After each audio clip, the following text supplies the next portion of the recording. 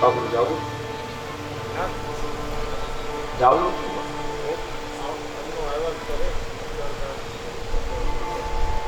પરમ પૂજ્ય રામ મનોહરદાસ બાપુ આપણી વચ્ચે અહીંયા જયારે બિરાજિત થયા છે અને જીણા બાપુ એમનું સન્માન મહામંડલેશ્વર શ્રી રામ મનોહરદાસ બાપુનું સન્માન કોણ કરશે? હું જ કરી નાખું. તો આવો બાપુ.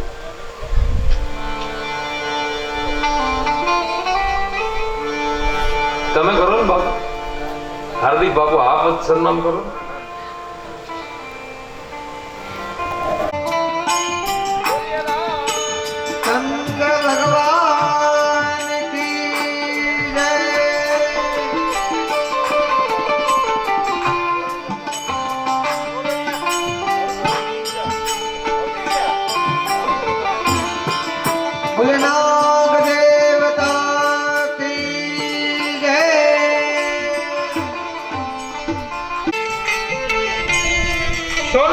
ઋષિઓએ સુખજી મહારાજને શિવ તત્વ જાણવા માટે 7 પ્રશ્નો કર્યા અને હવે અહીંથી શિવ કથાના મંડાર થાય છે, મહાત્મની કથાના મંડાર થાય. મહાત્મની કથાના 7 અધ્યાયો છે અને એમાં આ 7 પ્રશ્નો છે. શિવ મહાપુરાણની 7 સરિતાઓ છે. 7 ની હારમાં લાગી બાબુ.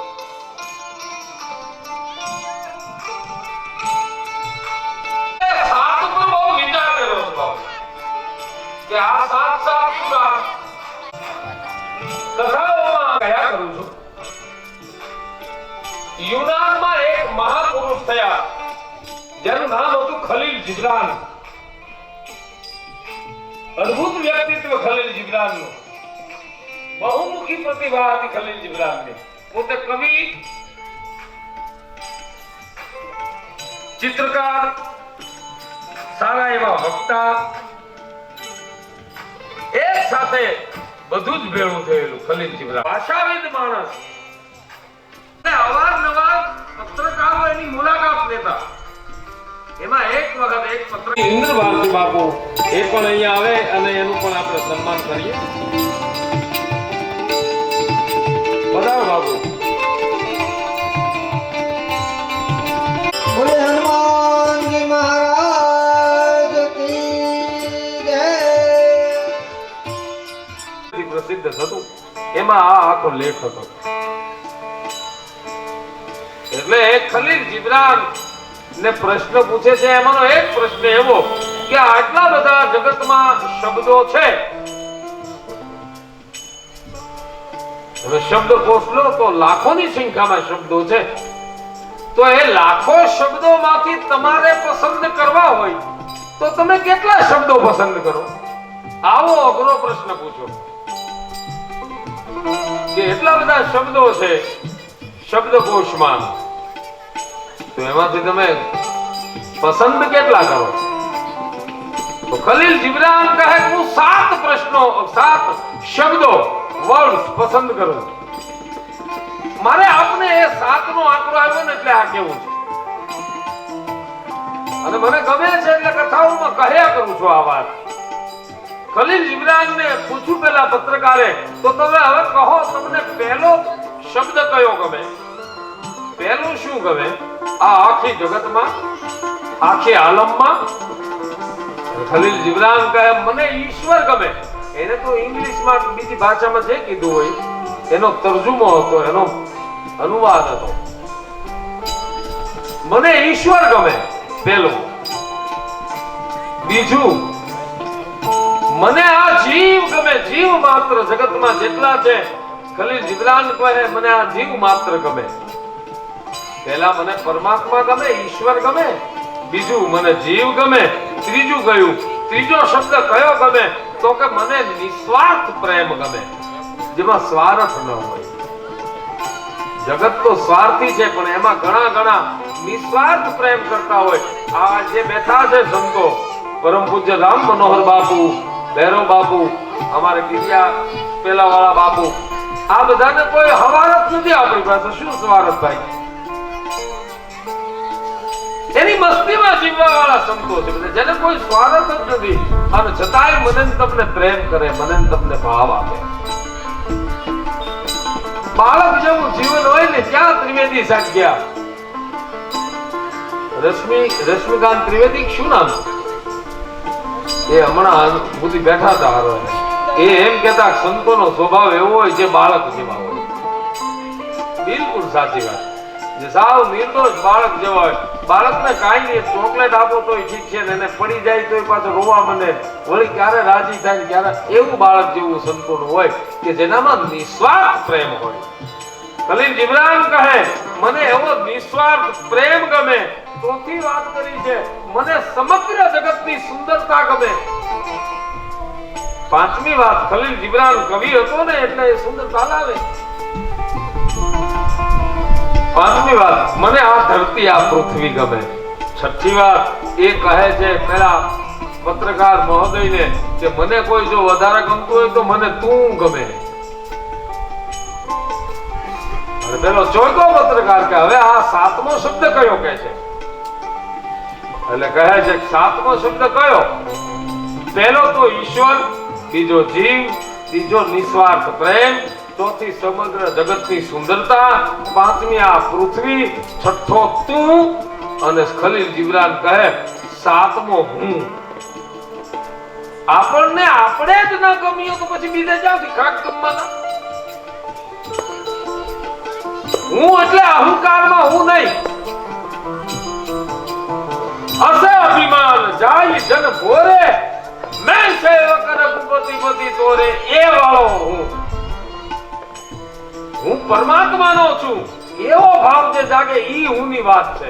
હાવજ ગીરમાં તણપ દે અને 7 કિલોમીટર સુધી સંભળાય તો એ હાવજનો અહંકાર છે નહીં, એનો સ્વભાવ જ છે. એની તણપમાં જેટલી તાકાત છે.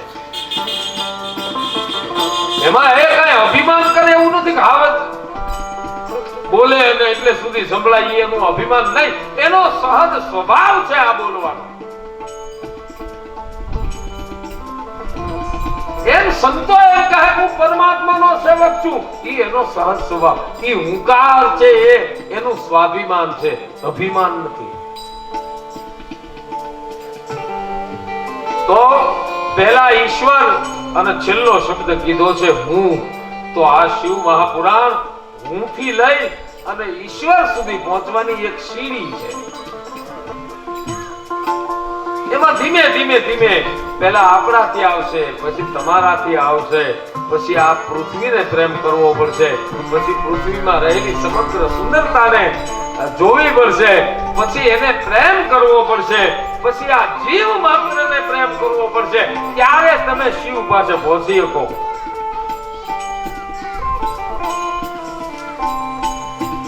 તો એવા 7 સંહિતા વાળા પુરાણમાં 7 પ્રશ્નો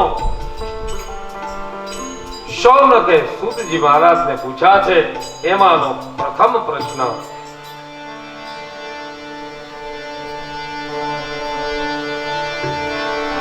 સપુત્ર્યાયાશ ભક્તેર વિવેકો વર્ધતે કથમ. જ્ઞાન અને વૈરાગ્ય સહિત સદભક્તિથી અમારામાં વિવેક કેમ વધે? એક તો પહેલો પ્રશ્ન રાખ્યો છે અમારામાં વિવેક કેમ આવે, એ પ્રશ્ન રાખ્યો. બીજો પ્રશ્ન રાખ્યો કે સજ્જનોએ પોતાના વિકારોને અંદર રહેલા માયલામાં રહેલા દોષને કઈ રીતે દૂર કરવા, એ કહો. ત્રીજો પ્રશ્ન રાખ્યો છે કે કળિયુગના જીવોમાં આસુરી ભાવ રહેલો છે, એ આસુરી ભાવને શુદ્ધ કરવા માટે શું કરવું? ચોથો પ્રશ્ન કઈ વસ્તુ કલ્યાણકારી છે અને એનાથી વધારે પણ કલ્યાણકારી કઈ વસ્તુ, એ કહો. પાંચમો પ્રશ્ન રાખ્યો છે કે આ જગતમાં પાવનકારીથી પાવનકારી સાધન કયું. છઠ્ઠો પ્રશ્ન રાખ્યો છે કે આ આત્મા તત્કાલ શુદ્ધ કઈ રીતે થાય એ કહો. અને છેલ્લો અને સાતમો પ્રશ્ન નથી, પણ પોતાના મનનો ભાવ પાકો કરવા માટે કહ્યું છે કે નિર્મળ ચિત્તવાળાને શિવની પ્રાપ્તિ થાય છે. બાપજી, એ વાત સાચી કે ખોટી એ કહો. તો પ્રથમ પ્રશ્ન છે કે સદભક્તિ સહિત અમારામાં વિવેક કેમ વધે? અહીંથી શરૂઆત થાય છે. તો જેને જેને કથા સાંભળવી છે એના માટેનો આ પહેલો પ્રશ્ન છે, મારો તમારો બધાનો, ભાઈઓ માતાઓ બહેનો બધાનો આ પ્રશ્ન કે આપણામાં વિવેક કઈ રીતે આવે? વિવેક પ્રાપ્ત કરવાનું મોટામાં મોટું સાધન કયું? તો વિવેક મેળવવા માટેના સાધન ઘણા કીધા છે શાસ્ત્રમાં, ઘણા અઘરા છે. અમુક સાધન યોગ માર્ગમાં વિવેકને મેળવવા માટેના કેટલા આસન, પ્રાણાયામ, ધ્યાન, ક્યાં સુધી પહોંચવું પડે? પ્રત્યાહાર સુધી પહોંચવું પડે. અને એ પ્રત્યાહારમાં પણ 5 વસ્તુ તમે કરો છો ત્યારે માઇન્ડ પહેલા તો યમ, નિયમ, આસન, પ્રાણાયામ ને પછી પ્રત્યાહાર. આમાં મહિલાઓનું એક યોગ મંડળ છે. અહીંયા છે કે એમાં આવ્યા કોઈ માતાઓ બહેનો? આ કેમ મહિલા મંડળ છે? એમ એક યોગ મંડળ પણ એક મહિલા મંડળનું ચાલે. તો એટલા પ્રત્યાહાર પહોંચ્યા પછી માણસને વિવેક જાગે. ત્યાં તો માણસ 5-70 વર્ષનો થઈ ગયો હોય તો 70 વર્ષના વિવેકને શું કરવો?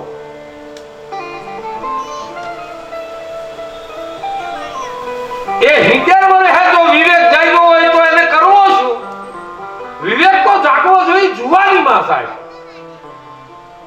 અને એ ત્યારે જાગશે, એનો સીધો સાદો સરળ માર્ગ તુલસીદાસે આપ્યો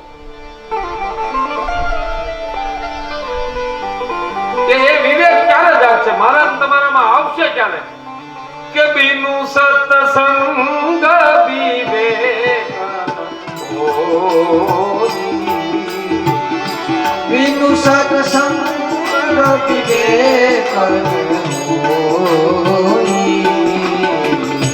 બિનુ સત્સંગ વિવેક બિનુ સત્સંગ વિવેક અને રામ કૃપા બિનુ સુલભ રામ કૃપા બિનુ સુલભ સોઈ રામ કૃપા બિનુ સુલભ રામ કૃપા બિનુ સુલભ સોઈ. તો વિવેક આવશે સત્સંગ કરવાથી. હવે સત્સંગનો અર્થ માત્ર ને માત્ર કથા જ નહીં સમજશો. કથા સાંભળવી એ સત્સંગ એટલું જ નહીં સમજશો. સત્સંગનો એક અર્થ થાય છે સત્યનો સંગ. સત્સંગનો એક અર્થ થાય છે કોઈ મહાપુરુષ સંતનો સંગ. અને સત્સંગનો અર્થ થાય છે જ્યાં સત્ય વાણી ઉચ્ચારાતી હોય ત્યાં જઈને એ સત્ય વાણીને સાંભળવી અથવા તો એ સત્ય વાણીનો સંગ.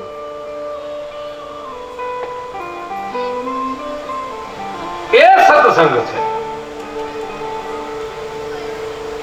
પછી ઓટલે બેઠા બેઠા કોઈ સારા ઉપનિષદની, ગીતાની, મહાભારતની, રામાયણની વાતો કરતા હોય, ભલે ઓટલે બેઠા બેઠા વાતો કરતા હોય તો પણ એ સત્સંગ છે.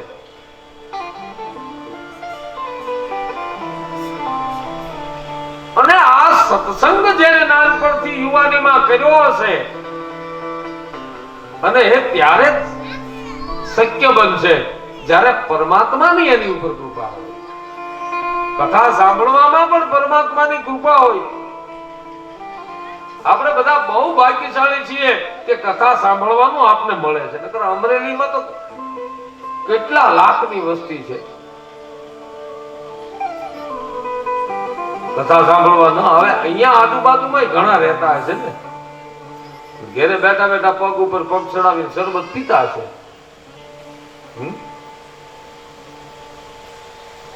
પણ અહીંયા તો આવે માર્ગ દે યહી માર્ગ સોઈ. એમ આ માર્ગે તો ઈ જ પગ ધરીએ કે જેની ઉપર પરમાત્માની કૃપા.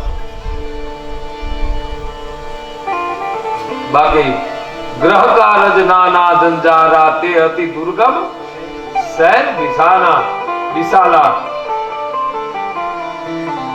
તો આપણે બધા ભાગ્યશાળી છીએ, કથા સાંભળવાનો આપને મોકો મળ્યો છે.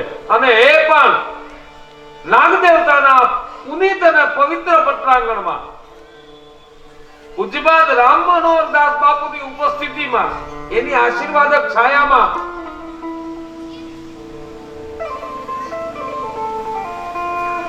અમારે મહંત પરમ પૂજ્ય હાર્દિક ગિરી બાપુના આ સંયોજનમાં એટલા સંતોની હાજરીમાં ખાલી સંતોની પાસે જવાની એનો છાયો, એનો પડછાયો પડી જાય તોય બ્રહ્માનંદ કહે કે હું તમે પાર થઈ જાય.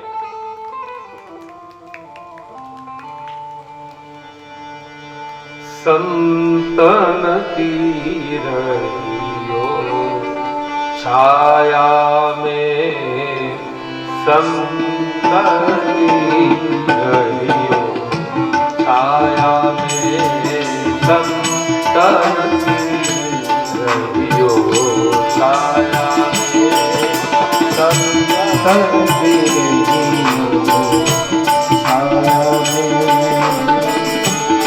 छाया में नित छाया छाया में नित छाया में नित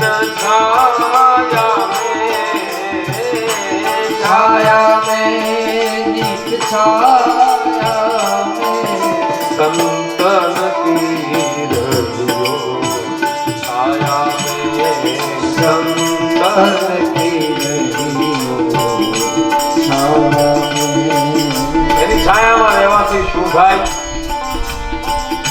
ભેદ કુભેદ અભેદ મિટે સબ, ભેદ કુભેદ અભેદ મિટે સબ, ભેદ કુભેદ અભેદ મિટે સબ, ભેદ કુભેદ અભેદ મિટે સબ.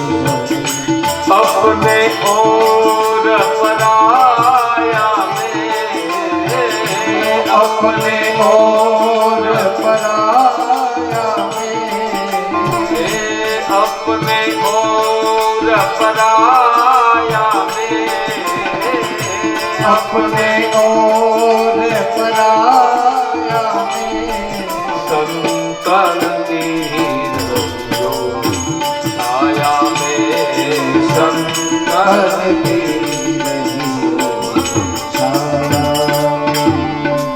તો જ્યારે સંત ચરિત્ર આવશે ત્યારે તો એની ઉપર હું કહીશ, પણ આ મહાપુરુષ આવા સંતો એની છાયા જો આપણી ઉપર પડી જાય વાલા, તો પણ આપણે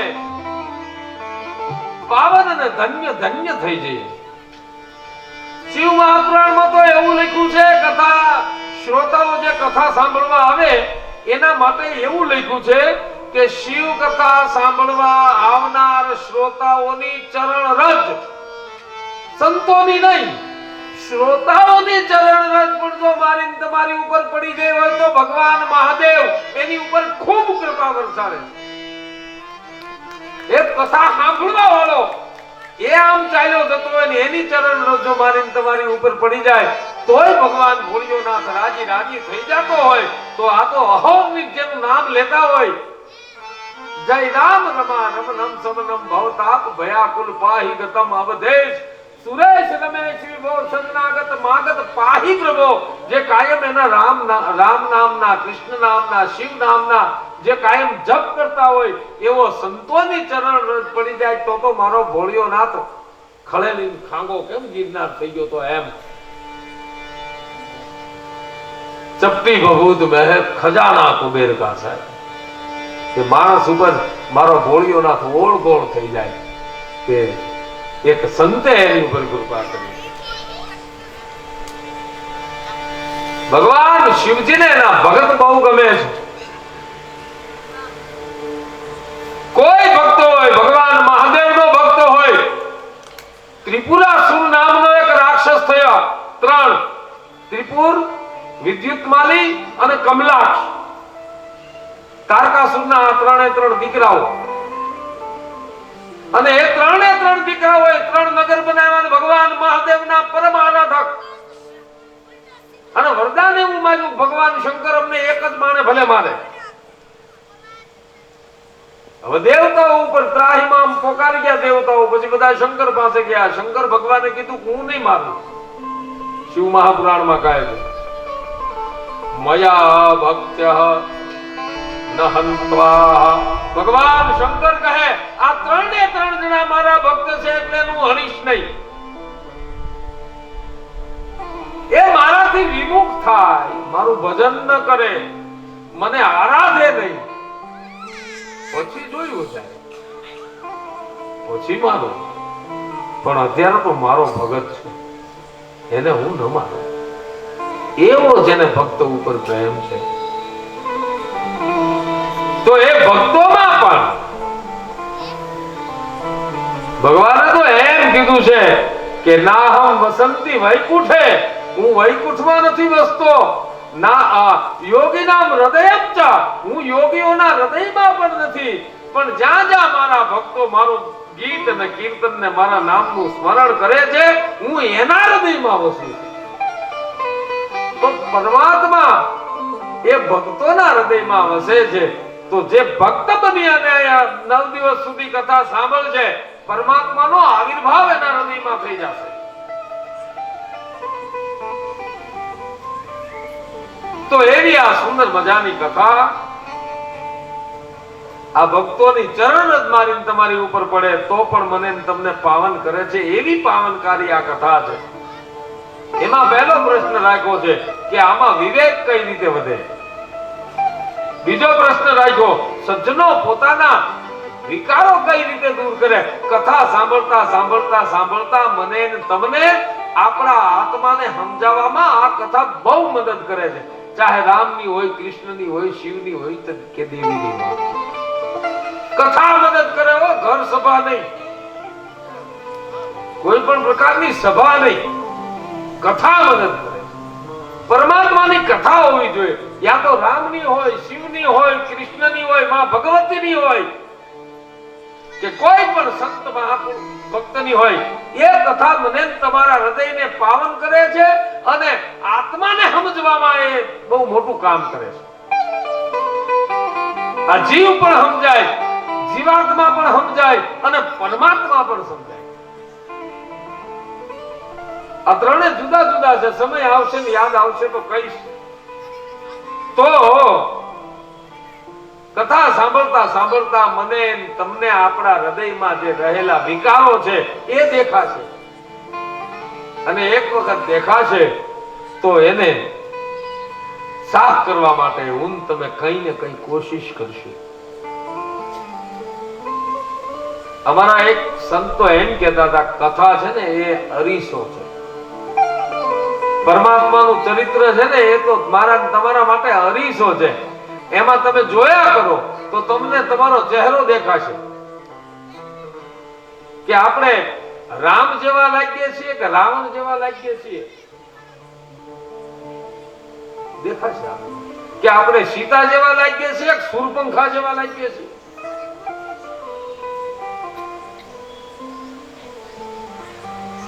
આપણે શિવ જેવા લાગીએ છીએ કે જરાસંઘ જેવા લાગીએ છીએ પ્રહલાદ જેવા લાગીએ છીએ કે નૃસિંહ જેવા લાગીએ છીએ ધીમે ધીમે ધીમે કથા સાંભળતા સાંભળતા મને તમને આપણો જીવ સમજાશે આ જીવાત્મા સમજાશે અને પછી પરમાત્મા સમજાશે ગતિ તો ત્યાંથી જ છે, સત્સંગથી જ છે, કથાથી જ છે, પરમાત્માના ચરિત્રથી છે, બીજા ચરિત્રોથી નહીં. અત્યારે જે આ સમાજ ભ્રમિત થઈ ગયો છે એમાંથી બહાર નીકળવા માટે આ સનાતન ધર્મમાં આવે મારે ને તમારે બધાય આવવું પડશે. આ એક જણા અહીંયા આ કથા સાંભળવા આવે, એક નહીં બીજા 10 ને લઈ આવો, શંકરનું ચરિત્ર સાંભળ. એવી આ અદ્ભુત કથા. અને એમાં ત્રીજો પ્રશ્ન છે, આ કળિયુગના જીવોમાં રહેલો. જવું છું બાપુ? જી ભલે બાપુ, પધારજો મારા વાલ. એ આસુરી ભાવ કઈ રીતે, એમ 7 પ્રશ્નો શૌનક મહારાજે સૂતજીની સામે રાખ્યા છે. પ્રશ્નો સાંભળીને સૂતજી રાજી બહુ થયા અને તરત ધન્યવાદ આપ્યો છે. ધન્ય સ્વમ મુનિ શાર્દુલ શ્રવણ પ્રીતિ લાલસાહ આતુ વિચાર્ય સુધિયાસ્મિન શાસ્ત્રમ મહોત્તમ. તમને ધન્યવાદ છે હે મુનિ, તમારામાં ભગવાન શિવની કથા સાંભળવાની પ્રીતિ થઈ છે ને લાલસા થઈ છે. હવે કથા સાંભળવામાં પ્રેમ થાય એ તો આપણે સમજા કાલો, કથા સાંભળવી ગમી એને અને એના તરફ ભાવ થયો, સ્નેહ થયો, પણ લાલસા આમ તો આપણે બધા કે લાલચ બહુ બુરી, એવી એક કહેવત છે, બરાબર ને ભગત બાબુ? લાલચ બહુ બુરી, લાલચ ન રાખવી જોઈએ. પણ અહીંયા તો કહ્યું છે લાલસા. હવે લાલચ અને લાલસામાં ફેર છે સાહેબ. જ્યારે શાસ્ત્રકાર લાલસા શબ્દ વાપરે છે ત્યારે કઈ વિચાર કરીને વાપરે છે. એમનેમ કઈ શાસ્ત્રોમાં શબ્દો વ્યાસજીએ ઘા નથી કરી દીધો શબ્દોનો. કાનો માત્ર જ ઘટે લાલચ અને લાલસામાં. લાલચ એ છે જે સંસારિક વસ્તુઓનો ભોગ કરવાની ઈચ્છા થાય એનું નામ છે લાલચ. મને સાયકલ નહીં, મને મોટરસાયકલ મળે, મોટરસાયકલ મળ્યા પછી એમ થાય કે મોટરસાયકલ નહીં, મને મોટર મળે. અને મોટર આપણી પાસે મારુતિ હોય તો કે મારુતિ નહીં, હવે તો સ્વિફ્ટ આવવી જોઈએ, સ્વિફ્ટ નહીં હવે તો પછી બ્રેઝા જોઈએ, બ્રેઝા નહીં હવે તો ઇનોવા જોઈએ, પછી જે નવી બધી નીકળતી હોય એ બધી જે જાગે છે એનું નામ છે લાલચ. સંસારના ભોગ મેળવવામાં જે